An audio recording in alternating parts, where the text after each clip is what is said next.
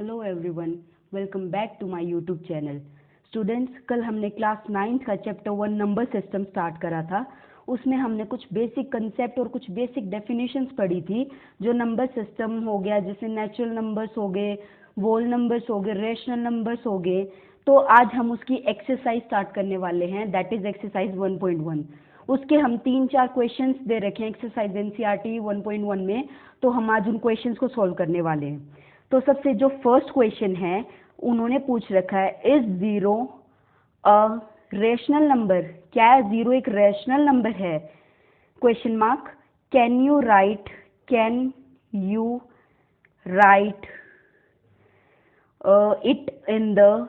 it in the form of P by Q and where P and Q are integers, P and Q are integers and Q should not be equal to 0।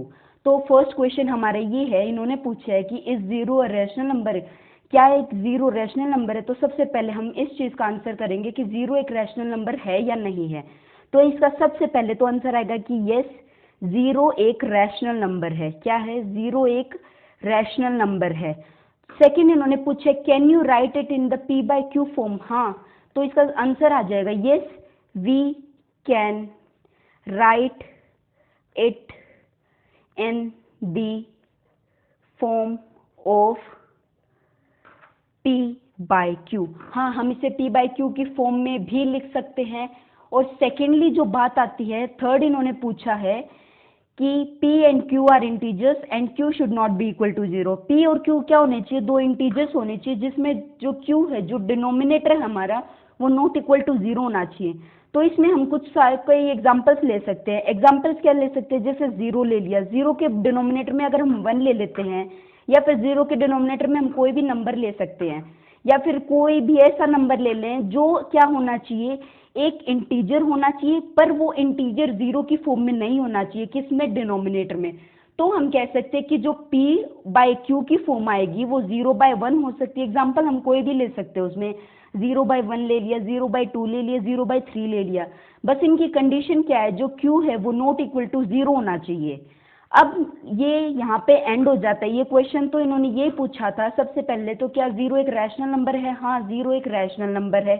Can you write it in the P by Q फॉर्म? हाँ, हम इसे P by Q की form में लिख सकते हैं। हम एग्जाम्पल कोई भी ले सकते हैं, पर हमारा डिनोमिनेटर में 0 नहीं होना चाहिए। और जहाँ पे P और Q क्या हो सकते हैं? इंटीजर्स हो सकते हैं। और हाँ, एक बात और, अगर इंटीजर्स हैं P और Q, तो हम Q जो डिनोमिनेटर है हमारा, उसमें हम नेगेटिव वैल्यूज भी ले सकते हैं, लेकिन 0 बिल्कुल भी नहीं ले सकते। अब जो एनसीईआरटी का सेकंड क्वेश्चन आता है, अगर हम एनसीईआरटी के सेकंड क्वेश्चन की बात करें, तो वो आता है, find 6 rational numbers between 3 and 4। हमें 6 रैशनल नंबर्स निकालने बिटवीन 3 and 4। तो मैंने कल आपको एक मेथड बताया था मेरी फर्स्ट वीडियो में कि हम 6 रैशनल नंबर या कितने ही रैशनल नंबर्स निकाल सकते हैं दो रैशनल नंबर्स के बीच में। मैंने आपको कल एक टर्म और बताई थी लास्ट में कि जो रैशनल नंबर्स के बीच के जो रैशनल ही नंबर्स होते हैं वो इनफाइनाइटली होते हैं। तो हम कह सकते हैं rational numbers are infinitely many between the two rational numbers। दो रैशनल नंबर्स के बीच में काफी सारे रैशनल नंबर हो सकते हैं। अब हम कैसे निकाल लेंगे 6 रैशनल नंबर्स 3 और 4 के बीच में? तो एक कल फॉर्मूला बताया था मैंने कि अगर हमें दो रैशनल नंबर्स के बीच में रैशनल नंबर निकालना है, तो हम उन दो नंबर्स की एडिशन करके उसे डिवाइड बाय 2 कर सकते हैं। अगर हम उसे डिवाइड बाय 2 करेंगे और दो नंबर्स की एडिशन करेंगे, तो हमें हमारा फर्स्ट रैशनल नंबर मिल जाएगा।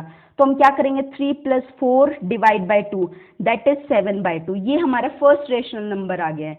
अब हमें अगर हमारा सेकंड रैशनल नंबर निकालना है, तो हम हमारा सेकंड नंबर कैसे निकाल लेंगे? जस्ट अब दोबारा लेते हैं हम। अब हम सेकंड नंबर के लिए हम कुछ वैल्यू लेंगे, जो क्या होगी? 3 एंड अगेन 7/2 होगी, जो हमारा फर्स्ट रैशनल नंबर आया था। तो हम उसके लिए अगेन वही फॉर्मूला अप्लाई करेंगे, r plus S by two that is 3 plus 7 by two, और उसको फिर से डिवाइड कर देंगे 2 से। तो यहाँ से हम एलसीएम लेंगे, 2 3 ज़ा 6 प्लस 7 बाई टू, तो ये हो जाएगा 7 प्लस 6 13, 13 बाई टू। तो हम इसको इससे मल्टीप्लाई कर देंगे, तो ये आ जाएगा आपके पास 13/4। इसके आने के बाद हम थर्ड रैशनल नंबर निकाल लेंगे। तो थर्ड रैशनल नंबर हम अगेन कुछ ऐसा पेयर लेंगे जिससे हम रैशनल नंबर निकाल सकते हैं, क्योंकि सारे ही रैशनल नंबर आ रहे हैं। तो थर्ड रैशनल नंबर हम इसमें क्या ले सकते हैं, अब हम इसका 4 एंड 7/2 ले सकते हैं। हम कोई भी पेयर ले सकते हैं जिससे हम 2 रैशनल नंबर निकाल सकते हैं। तो अब हम अगेन वही फॉर्मूला अप्लाई करेंगे, r plus S by two, या r plus S by two ना लेना चाहो तो आप कोई भी ऐसी वैल्यू ले सकते हो दो नंबर्स के एडिशन में, a प्लस बी ले लो, c प्लस डी लो, एनीथिंग यू कैन टेक। तो हम यहाँ पे फिर एडिशन करेंगे 4 प्लस 7/2। तो यहाँ पे 4 प्लस 7, 2 4 ज़ा 8, 8 प्लस 7/2। तो ये हो जाएगा 15/2, तो दैट इज 15/4। ये हो जाएगा आपका 15/4। तो अगर हम इसकी बात करें तो हम ऐसे करके काफ़ी सारी रेशनल नंबर्स निकाल सकते हैं दो रेशनल नंबर्स के बीच में। अब हम नेक्स्ट रेशनल नंबर की बात करें तो फोर्थ हम पेयर ले सकते हैं। अगर हम देखे जाए तो फोर्थ हम कौन सा पेयर ले सकते हैं, तो हम ले सकते हैं एक बार 7/2 ले लो आप, और एक बार जो आपने निकाला था 13/4 वो ले लो।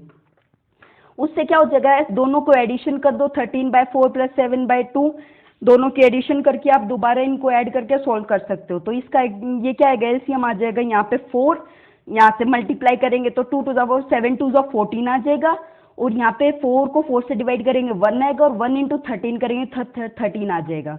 तो 14 प्लस 13 क्या होते हैं, इक्वल टू ये यहाँ पे आ जाएगा 27/4/2। तो इसका आंसर आ जाएगा 27/8। अच्छा, इसके बाद अगर आप देखी जाए, अगर किसी को मेथड ना आ रहा हो तो उसके लिए कई सारे ऑल्टरनेट मेथड्स भी हैं। इसमें आप ऑल्टरनेट मेथड क्या अप्लाई कर सकते हो, अगर देखी जाए तो अगर इसको आप नहीं समझ पा रहे हो या इस मेथड को आप नहीं कर पा रहे हो तो इसमें कई सारे मेथड आते हैं। तो आप क्या कर सकते हो, जैसे आपको दो नंबर्स दे रखे हैं, just in take as an example, दो नंबर दे दिया आपको, आप उन दोनों नंबर्स को ऐड कर सकते हो। आप उन दोनों नंबर्स को क्या कर सकते हो, ऐड कर सकते हो। अब आपने दोनों नंबर्स को ऐड कर दिया है, 3 + 4 का सम आपके पास 7 आ गया है। तो आप क्या करो, 3 को 7 से ऊपर मल्टीप्लाई कर दो, नीचे भी मल्टीप्लाई कर दो। इससे क्या हो जाएगा, आपके दोनों नंबर्स का जो डिनोमिनेटर है, दोनों नंबर्स का जो डिनोमिनेटर आएगा वो आपका सेम आ जाएगा। सेम आप 4 के साथ कर सकते हो, 4 को भी मल्टीप्लाई 7 से कर दो और डिवाइड भी 7 से कर दो। 3 को भी आप मल्टीप्लाई 7 से कर दो और डिवाइड भी 7 से कर दो। तो यहाँ से क्या आ जाएगा, 7 3 ज़ा 21 आ जाएगा, और नीचे 7 आ जाएगा, और ये आ जाएगा 7 4 ज़ा 28 एंड दैट इज 7। तो ये दो नंबर्स आ गए आपके पास, 21/7 एंड 28/7। अब हमें पता है दो रेशनल नंबर के बीच में इनफाइनाइट मैनी रेशनल नंबर्स हो सकते हैं।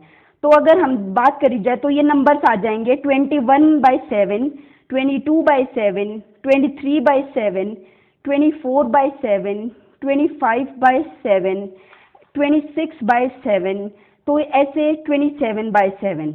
तो ऐसे लिखने के बाद आपके काफ़ी सारे रैशनल नंबर्स आ सकते हैं जो आपके किसके बीच में आएंगे, 21/7 एंड 28/7 के बीच में। तो ऐसे आप कोई भी मेथड यूज़ कर सकते हो दो रेशनल नंबर्स के बीच में रैशनल नंबर निकालने का। अगर आपको ऑल्टरनेट और एक मेथड चाहिए तो आप एक काम कर सकते हो, 3 एंड 4 के बीच में आप क्या ले सकते हो, एक और ऑल्टरनेट मेथड से हम सॉल्व कर सकते हैं। हमारा ऑल्टरनेटिव मेथड थोड़ा कौन सा है, इसमें आप जस्ट कुछ नहीं करना, आपको 3 और 4 के बीच में काफ़ी सारी नंबर्स आते हैं नंबर लाइन पे। तो हम क्या कर सकते हैं, अगर हमें 3 और 4 के बीच में चाहिए तो आप 3.1 ले सकते हो, 3.2 ले सकते हो, 3.3 ले सकते हो, 3.4 ले सकते हो, आप 3.5 ले सकते हो। अच्छा, अभी रेशनल नंबर्स की बात कर रहे हैं तो इनको रेशनल नंबर्स में आप इजीली कन्वर्ट कर सकते हो। 31/10 हो गया, 32/10 हो गया, 33/10 हो गया, 34/10 हो गया, और 35/10 हो गया। तो आप इस मेथड से काफ़ी सारे तरीके से आप दो रेशनल नंबर्स के बीच में रेशनल नंबर निकाल सकते हो। अब जो हमारा आता है एनसीईआरटी का, जो हमारा थर्ड क्वेश्चन आता है वो क्या आता है देखते हैं, चलो। वो आता है, find 5 rational numbers between 3/5 and 4/5। अब आपको वही करना है, 3/5 और 4/5 के बाद बीच में आपको रेशनल नंबर्स निकालने हैं और वो भी 5। तो आप सबसे इजी वाला मेथड अपना लो, या आपको जो भी मेथड पसंद आए आप वो अपना सकते हो। तो आप क्या कर लो, डिनोमिनेटर को सेम बना लो दोनों केसेस में। 4/5 को और 3/5 को ऊपर नीचे एक ऐसे नंबर से मल्टीप्लाई करो आप जिससे आपका डिनोमिनेटर सेम आ जाए। मतलब हम कह सकते हैं कि 5 की टेबल में एक ऐसा नंबर आना चाहिए जो 4/5 के लिए भी इजीली अवेलेबल हो और 3/5 के लिए भी। अगर हम इसको 6 से मल्टीप्लाई करते हैं तो 3 6 18 और 5 6 30। अब इसको भी हम 6/6 से मल्टीप्लाई करते हैं तो 4 6 24 और 5 6 30।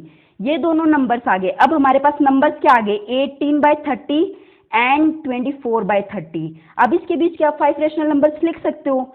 18/30 से स्टार्ट करते हैं हम, तो 19/30, 20/30, 21/30, फिर बात करेंगे तो 22/30, 23/30 एंड यहाँ पे 24/30। तो आप ऐसे 5 रैशनल नंबर्स इनके बीच में निकाल सकते हो अगर आपको इस मेथड से निकालने हो। और वैसे देखी जाए तो ये मेथड काफ़ी इजी भी है, तो आप इसको कैसे ही अप्लाई कर सकते हो नंबर्स निकालने के लिए। अब हमारा जो नेक्स्ट क्वेश्चन है एनसीईआरटी का वो है फोर्थ क्वेश्चन।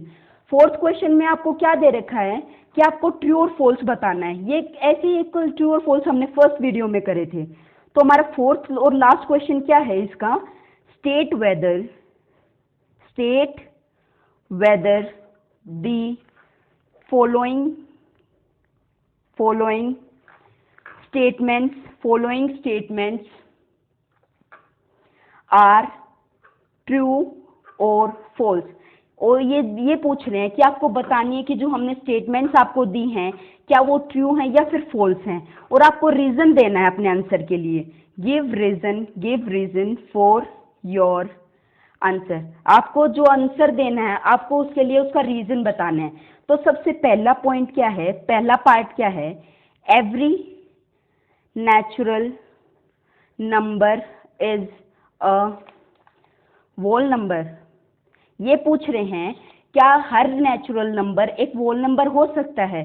तो सबसे पहले तो बिल्कुल, जो जितने भी नेचुरल नंबर हैं वो होल नंबर हो सकते हैं। क्यों? क्योंकि जो नेचुरल नंबर्स होते हैं, हमने पहले भी पढ़ा था, जो नेचुरल नंबर्स होते हैं वो 1 से स्टार्ट होते हैं। अगर नेचुरल नंबर 1 से स्टार्ट होते हैं तो होल नंबर की देखी जाए तो होल नंबर्स तो 0 से स्टार्ट होते हैं। 0 से स्टार्ट होते हैं तो 0 के बाद क्या आता है, 1 आता है। तो हमारी स्टेटमेंट यहीं से ट्रू हो गई कि हर नेचुरल नंबर एक होल नंबर हो सकता है। क्यों? क्योंकि जो नेचुरल नंबर होते हैं वो 1 से स्टार्ट होते हैं और होल नंबर 0 से स्टार्ट होते हैं। तो हम कह सकते हैं कि हाँ ये स्टेटमेंट ट्रू है। अब अगर हम सेकेंडली एक बात देखें तो सेकेंड को इन्होंने पूछा है कि एवरी इंटीजर, जितने भी इंटीजर होते हैं क्या वो होल नंबर होते हैं। जितने भी इंटीजर होते हैं, every integer is a whole number. इन्होंने सेकेंड स्टेटमेंट ये पूछी है। तो सबसे पहले तो इसका आंसर आएगा फॉल्स, गलत। ये हर इंटीजर होल नंबर नहीं होता। क्यों? क्योंकि देखी जाए तो इंटीजर हमेशा क्या होते हैं, इंटीजर्स दो टाइप के होते हैं, एक तो पॉजिटिव होते हैं और एक नेगेटिव होते हैं। अब इन्होंने पूछा है एवरी इंटीजर, तो एवरी इंटीजर में क्या होता है, इंटीजर्स तो नेगेटिव होते हैं और पॉजिटिव दोनों होते हैं। तो ये क्या होता है, होल नंबर हमेशा 0 से स्टार्ट होता है। होल नंबर 0 से स्टार्ट होता है। अगर 0 से इस साइड जाएंगे तो ये सारे पॉजिटिव नंबर आते हैं। 0 से अगर हम राइट हैंड साइड जाते हैं तो हमेशा पॉजिटिव नंबर आता है।